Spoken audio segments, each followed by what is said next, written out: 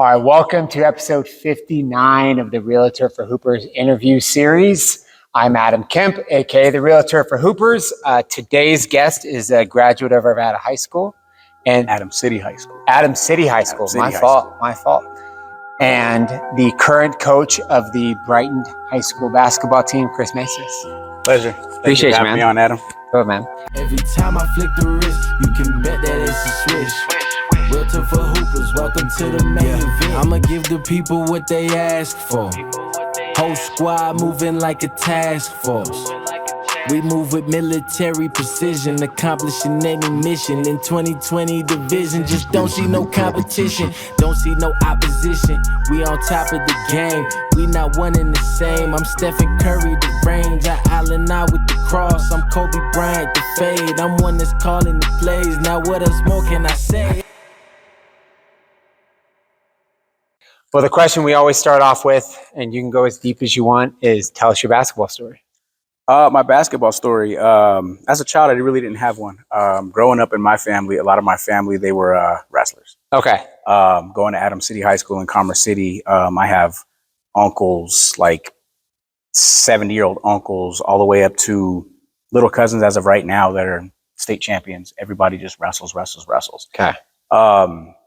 I didn't really find or even play basketball and organized basketball until my sophomore year in high school. Okay. It was when I found it. You know, just the company and the crowd that I had kept around me when I got into high school, that's all they did. Gotcha. I didn't want to wrestle no more, so I just kind of decided to jump right in, and it was pretty good just for jumping right in, you know, and it kind of just excelled from there.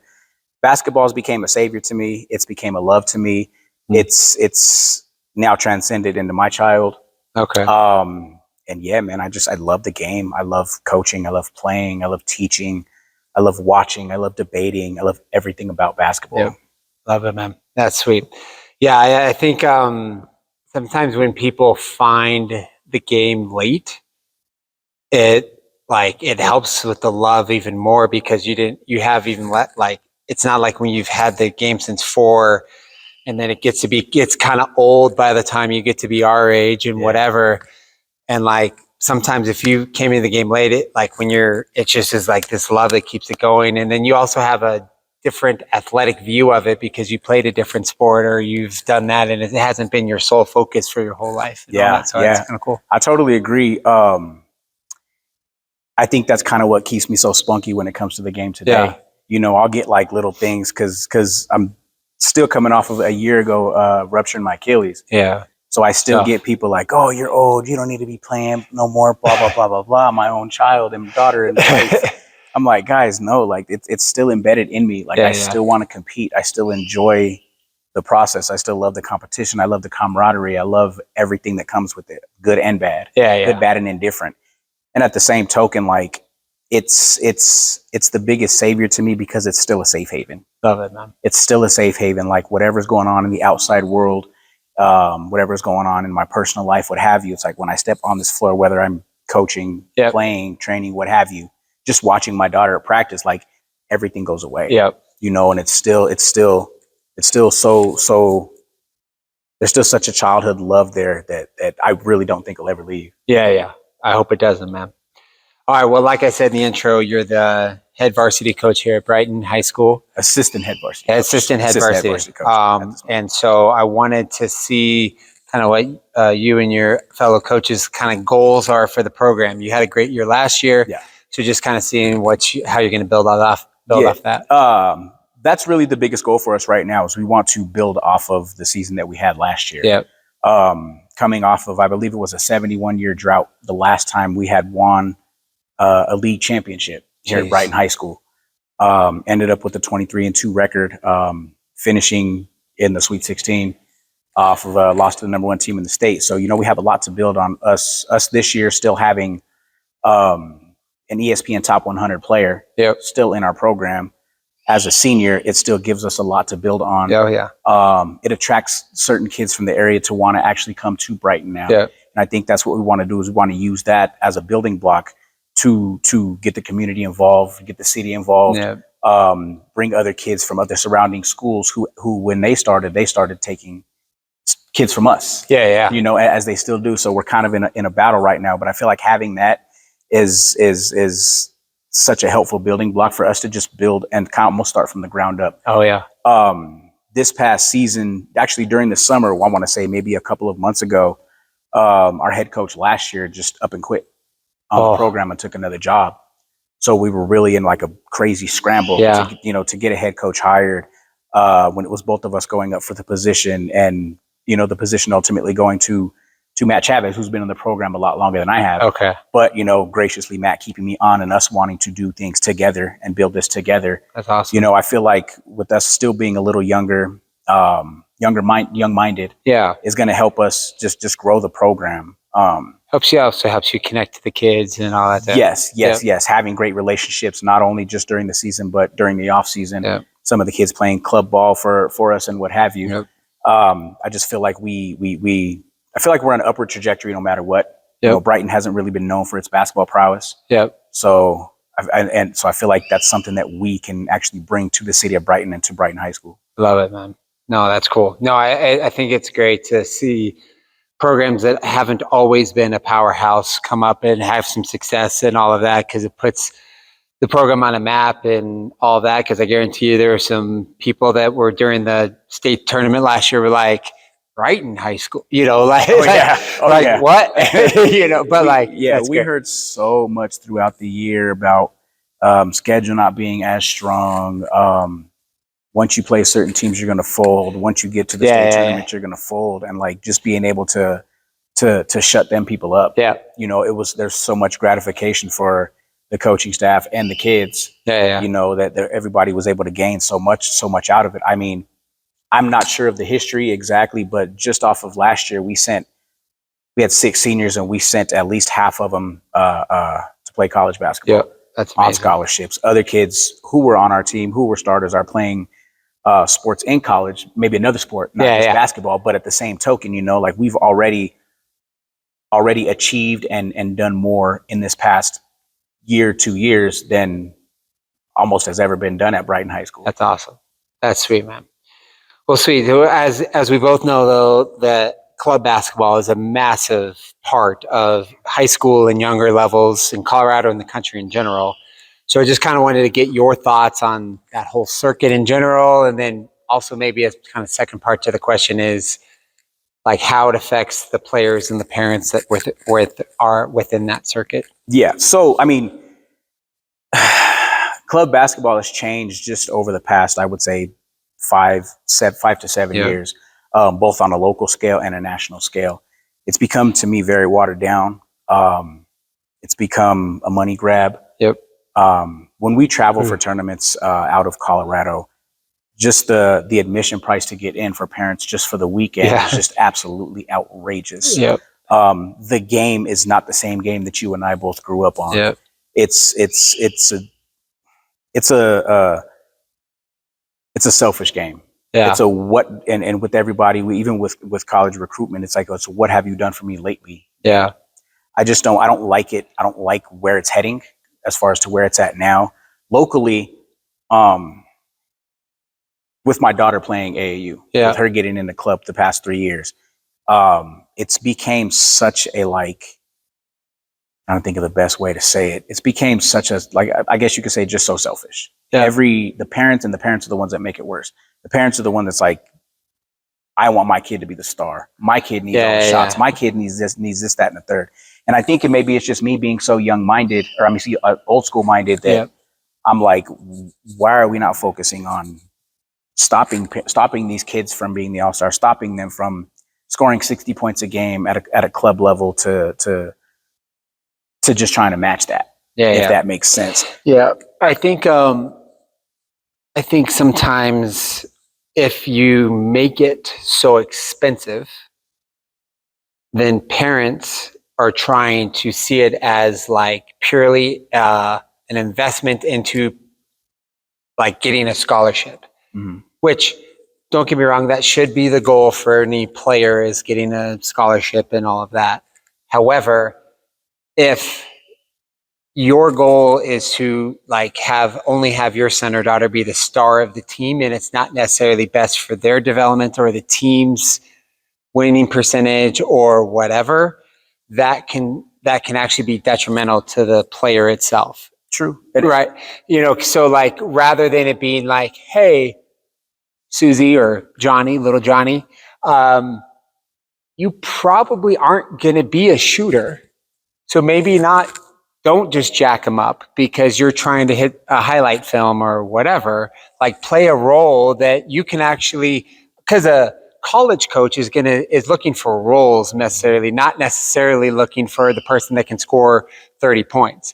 Now, don't get me wrong, there's always a place for a person that can score 30 points, but there's also a role for the person that look at the box score and it's 6 points, 12 rebounds, 3 blocks, 3 steals, and whatever. Yeah. So like, to me, like, you got to realize as a parent and as a player, like, there's a lots of different ways to get a scholarship and lots of ways of success in basketball. And it doesn't always have to be a high usage rate, the ball's in your hand all of the time. Yeah, and I totally agree. And I'm actually wanted to touch on a point you brought up about it being so expensive. Yeah.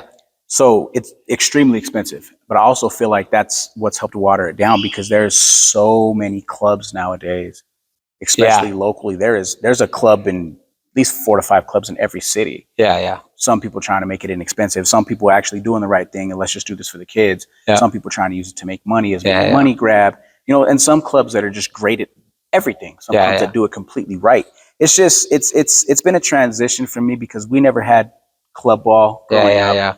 Our club ball was at the rec center every day. Yeah. Was playing at the park. AAU was coming up, but it wasn't as prevalent as it is and all that kind of stuff. So I guess I'm still trying to get a grasp on it and still trying to understand understand it from a parent's point of view now, rather than actually being in and just coaching and seeing it from the other side. So it's definitely a love-hate relationship. For sure. And like kind of alluding into that, like you're saying you're not only a basketball coach, but you're a basketball parent. And so like talk to us about your daughter's journey and then how you have to put maybe on a different hat as a basketball parent sometimes versus the coach. Yeah. So her journey, man, that's actually, it's a beautiful journey to me because one thing I had always told my wife is that I would never force the game of basketball on her. As much as I love it, I said I would never force it on her. My thing was, you're going to try every sport, and then I will allow you to pick what you want to do. She didn't want to try anything. Okay. I think she played soccer, and then she played basketball, and she said, this is what I want to do. Okay. This is what I want to do, Dad. Are you sure? Are you sure? Are you sure? Because like I coach, and I'm sort of a hard ass. And she chose it, man. And her making that choice has made things so much easier on me. And then just watching her continue to grow, especially this summer. It's been so beautiful. As far as the hats, it's hard. Yeah. It's so hard for me not to just, for one, be a coach and then transition from just a parent on the side to trying to yell, but not trying to say anything. It's such a hard thing for me to still do and deal with and try to make that change. We get into it a little bit. Yeah. She's definitely got her daddy's attitude. She's feisty. So we get into it a little bit, but honestly, it's gotten better. Okay. It's gotten better to where I'm like, okay, let me just allow her to make these mistakes. I didn't have nobody there yelling at me. Yeah. Learning how to play the game. I didn't have like my parents doing that. I just had my teammates doing it. Yeah. It's like, let her fall on her face. And pick herself up. Love it. And honestly, that's helped a lot. Good. It's helped a lot. Well, good. Yeah. It's, as any hooper knows, it's tough to be a fan, just purely a fan as a parent. Yeah. Like it is like, all I want to do is start like walking the sidelines and like telling my son, like, do that. like you got to seal, it's like, stop. Yes. Yeah. You don't want to be that guy. I often find myself doing that more for her teammates rather than her. Yeah. Just because I don't want them to almost feel left out. Like, your dad's annoying. Your dad's this. I'm like, let me just kind of just help everybody. Because of course, me on the side and everybody else coaching, I'm going to think, I know everything. You don't know anything and I know everything. Yeah. Definitely not the truth. Yeah. But in the moment, sometimes it's just how I feel. For sure. All right. Well, you and your daughter also, I guess, I heard you guys have partnered with a company in New York. Yes. So tell us about that, what that's all about, what that partnership looks like. Yeah. So this all started about a couple of years ago. I ended up getting in contact with a company called Sopac out of New York. Okay. They primarily focus on basketball bags. They have the special twist they have on it is the shoe case carrier that's attached to the backpack. She had won a contest to where she won one of the bags from a local gentleman here in Colorado. So we got the bag. He asked if we would make a promo video, post it up so we can send it off, and we did. And it was kind of a big hit. Cool. So the owner and I had stayed in contact throughout the last couple of years, you know, just throughout her journey, throughout what they were doing and whatnot. And just recently we were having conversations, and he's like, hey, like, maybe I can start sending your daughter stuff. Maybe we can partner to do some things together. You know, let's get you guys lined up. Let's cross some T's and dot some I's to do so. So we're still working through a little bit of logistics and so forth. But yeah, we've partnered up with them. Jayla's gonna start doing, you know, promo shoots, videos, and kind of almost become, I would say, a sponsored athlete, quote unquote, model for them. Such a great company, man. The bags are really cool. They do a lot of custom stuff with the bags and whatnot. She just recently got some stuff. She's working on doing them for her TikToks and Instagrams and videos and stuff. So that's awesome. Yeah, it's really awesome, man. Like I said, that's another part of her journey to nowadays with social media being so prevalent and her being in love with the game, for her to be able to merge those two together. Oh yeah, you know, for somebody to just see like, dang, she loves the game. We love it. They're all the way out on the West Coast. We're based out here on the East Coast. Yeah. You know, for them to want to do something like that for her, that's cool. It's beautiful. And they've been so supportive, you know, with everything that she's doing. Good. You know, and they just really want to be involved. And like I said, it just makes me so happy. Sweet. So, awesome. So is it SOLEPACK? Yeah. No, I think it's SOLEPAK. PAK. Yes. Okay. Got it. Yes. Okay. And they're a company based out of New York. They've been featured in Slam magazine. Okay. They do a lot of street stuff out in New York, which, as we know, Rucker Park and so forth. Basketball is huge out there. They're big in the world. They have products inside the NBA store. Sweet. They have licensing, I believe, with not all NBA teams, but a majority of them. To be able to provide them with bags and so forth. So that's really cool, man. Yeah. That's really cool. It's cool that she gets to do that. Yeah. All right. So now it's kind of more of a fun, I won't call it a debate question, but if I have a different thought, I'm gonna put it on you. Okay. But what role do you think there's always going to be a spot for on a basketball team, no matter what level? What role? I would say a defender. Ooh. Somebody who plays defense. Okay. It almost ties into kind of what we were just talking about, you know, parents always wanting their kid to be the top guy, top girl, what have you. Yep. College recruiters, they don't just look at the 30-point scorers, as you said. They're going to look at somebody who can do other things on the floor. Yep. And again, I feel like a tenacious defender, everybody can use. Even if we don't need you to score, we need you to stop somebody from scoring. We need you to dive on the floor for loose balls. We need you to take on the challenge of playing, jumping on the best player every time. Yeah. There's always a role for a defender on a team, no matter be boy, girl, any level, from youth, club, high school, college, overseas, the NBA. Yep. As we just seen, Spencer Jones from the Denver Nuggets, who had just signed an offer sheet for OKC for $12 million for 2 years. He was an undrafted rookie that Denver found. Not a great shooter. He has a decent percentage right now. Super funky shot. Yeah. But I mean, his hustle, his defense, things like that is what's kept him in the league. Just got him a $12 million contract for being an undrafted rookie. So so mine's along the same lines. Mine was like just what I call the glue guy, where it's like, I'm going to be setting screens. I'm going to be getting rebounds. I'm going to dive on the floor. I'm going to be maybe a little bit of the enforcer should a message need to be sent and all that kind of stuff. And I guess my point was kind of like what we're talking about is that I have never seen a team have success on any level if they don't have a defender or a glue guy or whatever. And what maybe scares me about this, like more of this generation coming up, that it's so focused on having like highlights and being the scorer and having a big bag and like all of that, that they're not trying to hone those other parts of the game where it's like, okay, hey, great. I know in high school that you were averaging 25, but this guy averaged 35, and he's a senior in college. You're a freshman, so if you want to get on the floor, you better set some screens, or you better play some defense, you whatever. And if you get to that point and you haven't really honed that side of your game, it's a tough transition to also know how to play without the ball in your hands all the time. So it's like trying to like preach to the like younger generation of like, look, I want you to be able to knock down a shot because that's a big, big part of the game. And I want you to be able to have some handle. So if you have some pressure, you're not scared, whatever. But man, you got to learn how to do these other things of the game because you have no idea what role you're going to have to play later to be able to get on the floor. It's funny you say that too, because for one, actually on the way here, Coach Matt and I were speaking about something very similar. Yeah. About like, again, so who like we were talking about my daughter's tournament this past weekend. I told him, I feel like she had the best defensive weekend that I've seen. Like that part of her game is just like and she loves it. Yeah. And I told him it's just super rare that she loves it. And I'm actually in the middle of making a highlight video of the 6 games that she played this weekend. And a majority of the clips are going to be playing defense, diving on loose balls, setting high ball screens and rolling. Yeah.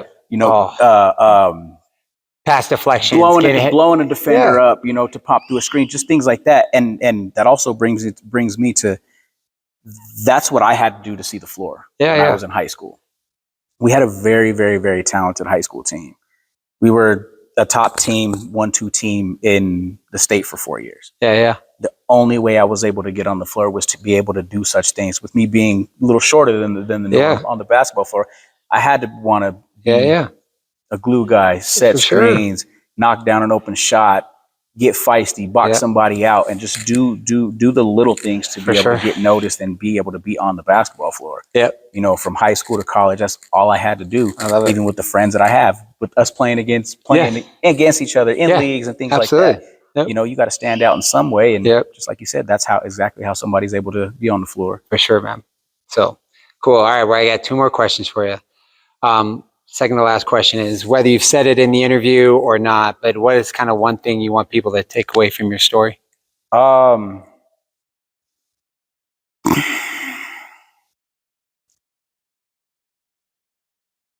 guess the biggest thing is that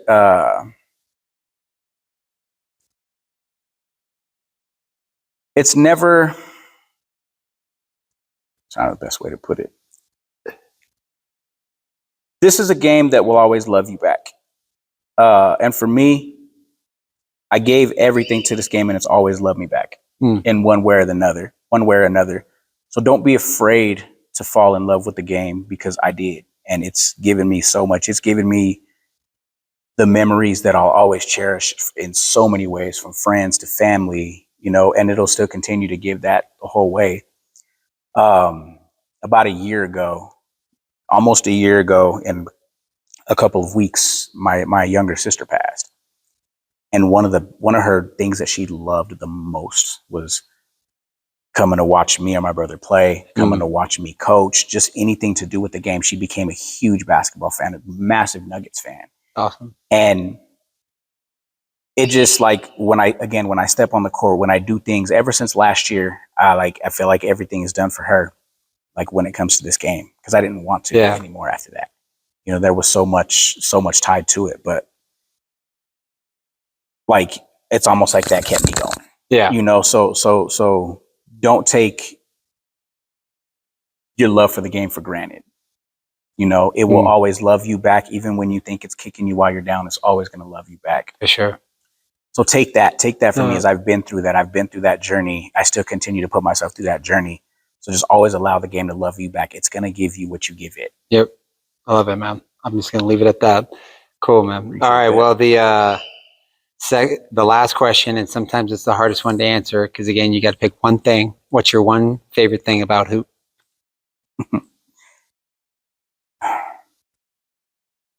The peace that it brings me. I love it. As I said earlier, the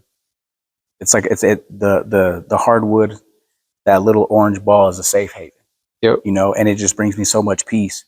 again, as I said earlier, no matter what's going on in life, I can step on this floor, everything disappears for that time. It brings me a sense of peace, and I think it does that for a lot of people too. Absolutely, I call it active therapy. There you go. That's perfect. That's perfect. It's my own therapy. I'll never go see a therapist. Yeah. That's just not something I believe in. Yeah. But this is my therapy. This is my peace. So that's probably the biggest thing that I love about this game. It's a beautiful game, and if you just give me a ball and a hoop, I can work through a lot of stuff in my life. Absolutely. So, absolutely. All right, Chris, I appreciate the time, man. Adam, thank you, man. I appreciate it. Hi, buddy.